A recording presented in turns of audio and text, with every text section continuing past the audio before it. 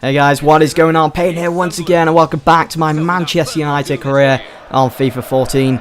This is it. There's only 3 games remaining of the Premier League. Manchester United find themselves top of the table by 1 point. Can United pull off another Premier League win and capture that title come the end of the season? Guys, you're going to have to stay tuned. And also, before I do forget, at the end of this video I'm going to be doing the end of season awards, so you got that to look forward to in this video, which is why it's just a little bit longer than usual. Anyway, we are kicking things off with only 3 games remaining of the Premier League. Remember, against Sunderland at Old Trafford, those 3 points were desperately needed if we want to be lifting that Premier League trophy come the end of the season. As you just saw on the team sheet for United, Wayne Rooney slips in just behind Hernandez. Van Persie was dropped for this game. Rooney got off to a flyer, stealing the ball from former Manchester United player Bardsley, having a crack on goal, but Manon was just on form, plucked that one out of the air. Rooney again through on goal. For a split second I thought that was going to go in top corner, but it just curved away from the goal, almost as if there was a force field not allowing the ball to go into the back of the net. Also, I did forget to mention that Januzaj did start this game, putting in once again another great performance. Hernandez had the ball, a little touch there from the defender from Sunderland, stopping all momentum from that attack with Hernandez, but Vidal flicking that ball on for Rooney, had a crack at goal. What a great save from Manon, keeping that ball out the back of the net. And Sunderland so far were lucky in this game that it wasn't maybe 1 or 2-0 to Manchester United. Vidal could see Valencia making a run down that right wing, bags of space, takes that one into the box, flicks that over the defence and finds the head of Ashley Young, puts that one past Manon and opens up the scoring for the first time in this game at Old Trafford. 1-0 to United, and United were now looking likely to walk away with those 3 points if we could just hold on and maybe even go on to win the Premier League if Liverpool were to pick up a bad result in their fixture. Sunderland, as we got closer and closer to the end of the game, great chance, went for a cross. I don't think he meant that. De Gea had to tip that one over the bar, and Sunderland then had a corner. Johnson stepped up to take it, swings that one in, and the ball lands to Gardner. No one challenging Gardner. He strikes the ball outside the box and makes it 1-1 in the 88th minute. Time was now running out for Manchester United to pick up those 3 points and take a bow. Gardner swinging that one round to here with ease. Manchester United, another great opportunity to go into the lead for the second time in this game. Rooney just knocking the ball, deflected, went out for a corner. Van Persie took it. Baines passing that ball around the attack. The threat was still there for Sunderland. Vidal on the ball, changing direction and has a crack. It curls round Manon and goes into the bottom corner. Manchester United 2-1 up against Sunderland in the 90th minute. Thank you, Vidal. That goal pretty much confirmed Manchester United the winners of this game and those 3 points to add to the league table. And there we go, full-time score pretty much as soon as the game restarted. After that goal went in from Vidal, the whistle was blown. United 2-1 thanks to goals from Ashley Young and Vidal, both midfielders as well. Here is the league table as it stands after that game against Sunderland. United find themselves top of the table by 4 points with only 2 games remaining against Everton and Southampton. Now, if Manchester United can beat Everton at Goodison Park, we would be confirmed Premier League champions, because it would be impossible for Liverpool to turn that one around with just 1 game remaining. So I was hoping for a nice win against Everton, and there is Leighton Baines returning to his former club and to Goodison Park for the first time since he signed with Manchester United. And once again, there is the league table. Liverpool only have 1 game remaining. We've got 2 more, this one against Everton and Southampton, as you've already seen.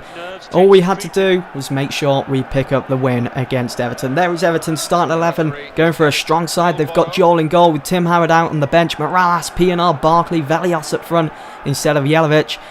Here is my United starting 11. We're sticking with the 4-2-3-1 formation. Got De Gea in goal, Rafael, Ferdinand, Evans, Baines, Carrick, Vidal, Nani, Young, Ryan Giggs instead of Wayne Rooney, who was out due to lack of fitness, and Robin Van Persie starts up front. He hasn't been on the best of form recently this season, Van Persie, but there's still time left of the season for Van Persie to turn that one round and redeem himself.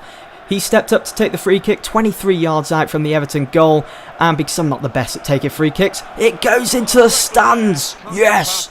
But we just had to put that free kick behind us and focus on attacking Everton and just taking it to them and try and grab the opening goal of the game. Ryan Giggs, so unfortunate there, just not to, he could have put his foot out there and stole the ball, but I just moved away from it instead of going into it. Ryan Giggs redeemed himself, totally unselfish, and could see Van Persie in space, gave it to him, and Robin Van Persie opened up the scoring at Goodison Park, making it 1-0 to United in the 15th minute, mowing down his opposition, and this was it. Could United now hold on to this lead? If we did, we would be lifting that Premier League trophy at Goodison Park. Speaking of Ryan Giggs, though, he is considering retirement. He probably will retire come the end of this season, so I thought I'll start for this one, because if United do win the Premier League trophy, it'll just be a nice way to send him out. Van Persie, another great chance to make it 2-0, get his second goal of the game, but Joel keeping that one out the back of the Everton net.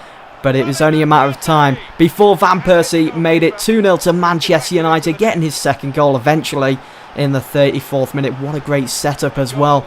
And of all people, Raphael swings in the cross, finding Robin Van Persie in bags of space, wasn't even picked up there. And to me, that goal was very reminiscent of Van Nistelrooy, the way he used to play, being the poacher in front of goal, waiting for the balls to be swung in for him.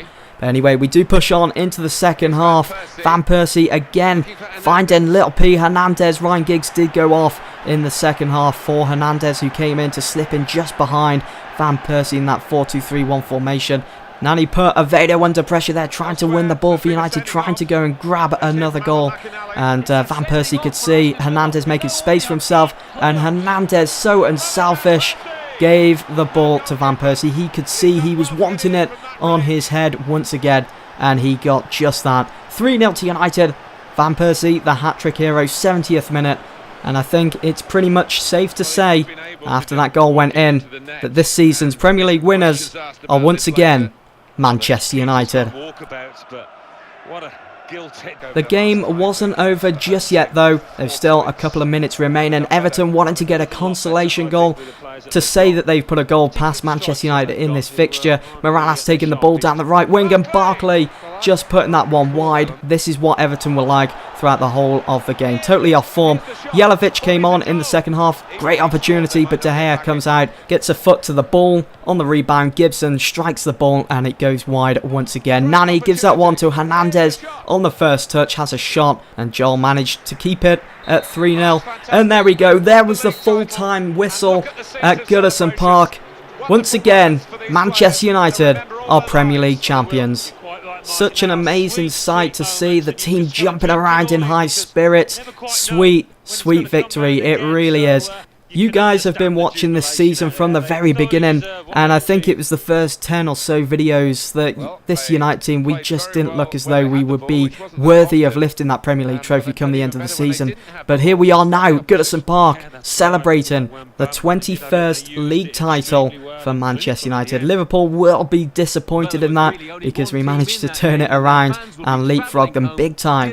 And we will be now going into the Community Shield final for next season. We've also got the Champions League to focus on next season. That's the trophy I want to be going for next season, to try and lift the Champions League and compete with some of the top teams like Barcelona and Real Madrid. I will be staying on for another season, guys. And there we go, Manchester United, both Van Persie and Chris Smalling lifting the Premier League trophy. Van Persie thoroughly deserves to lift that trophy after his performance in this game against Everton, picking up that hat-trick. And what a sight that is. New signings, Vidal, Baines, Fellaini is somewhere amongst them. So anyway, here we go, the last day of the Premier League season, match day 38, and the newly crowned champions Manchester United will be taking on Southampton at St Mary's Stadium. And this now was an opportunity for Southampton to make a statement if they was able to pick up the win against the newly crowned champions Manchester United.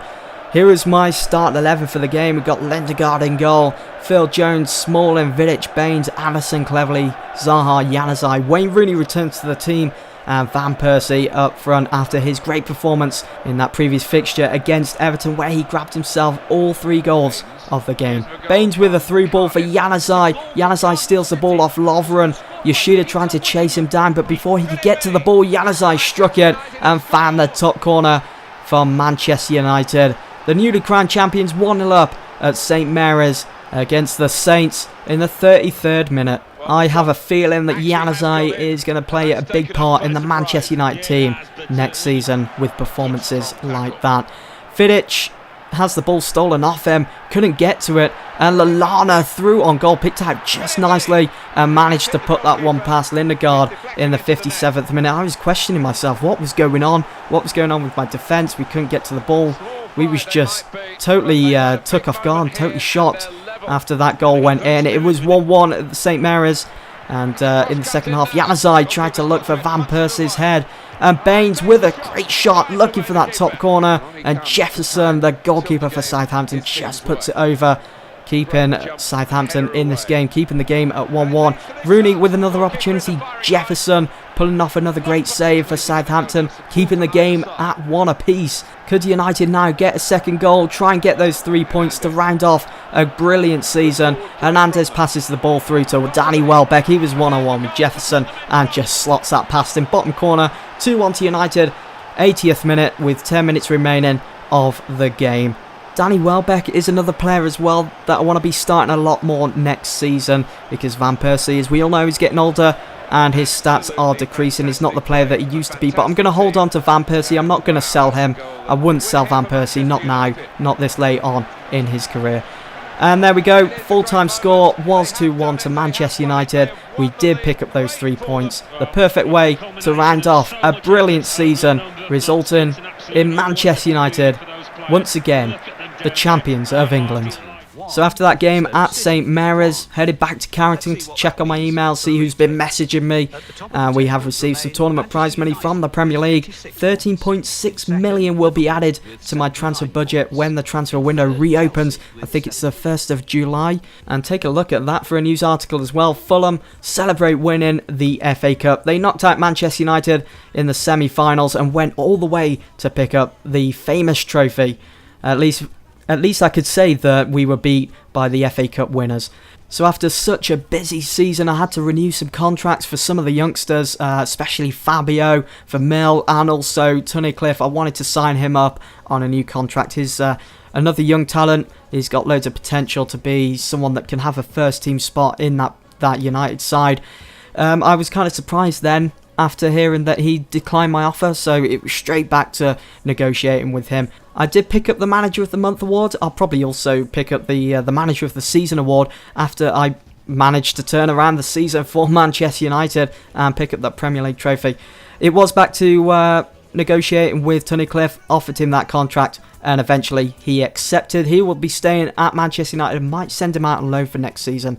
Tom Cleverley then came to me. He could see some of the youngsters getting new contracts. He wanted an increase in his wages, and you know what? I was happy to actually give him that. I offered him a new contract and he turned it down. I was well shocked. I wasn't happy about this because I wanted to stay at United. At least Tom Cleverley was open for negotiation, so I went in again, 80,000 for 2 years, and obviously crucial first team. He changed his mind. He's staying at United for next season. That's brilliant news. Take a look at these news articles as well. Shockers, Cleverley signs new contract at Manchester United, because a couple of days ago he was saying that he was not going to sign a new contract. He was going to leave United on a transfer, and now just a couple of more days later, there he is signing that new contract. Brilliant news though, that he's going to be staying at United.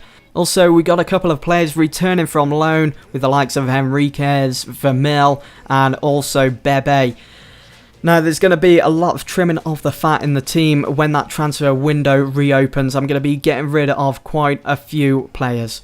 But all that will be saved for the second season, and I hope you guys are going to stay tuned for that.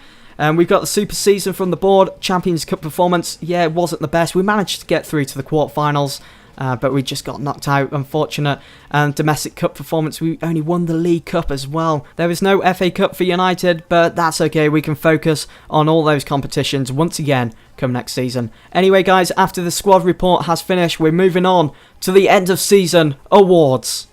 The first award is the Young Player of the Year. That goes to none other than Adnan Januzaj. I think he fully deserves this one, even though he hasn't started that many games this season. every game that he has started, he's always put in a great performance, a performance that shows to me that he's ready to step up to the plate. The next award is the Fans Player of the Year, which goes to David De Gea. Now, I know none of you guys actually voted on this, but I'm hoping that next season I'll make it more interactive, the voting for the end of season awards. This is the first time I've done it. But I went out on a limb, read your comments, and it seems as though De Gea was a huge favourite between a lot of you guys. So this season, your Player of the Year was De Gea. The next award is the Goal of the Season. Now, I'm pretty sure you guys know which goal I'm going to be picking for this one. It was indeed the goal Ashley Young scored against Real Sociedad in the Champions League group stage.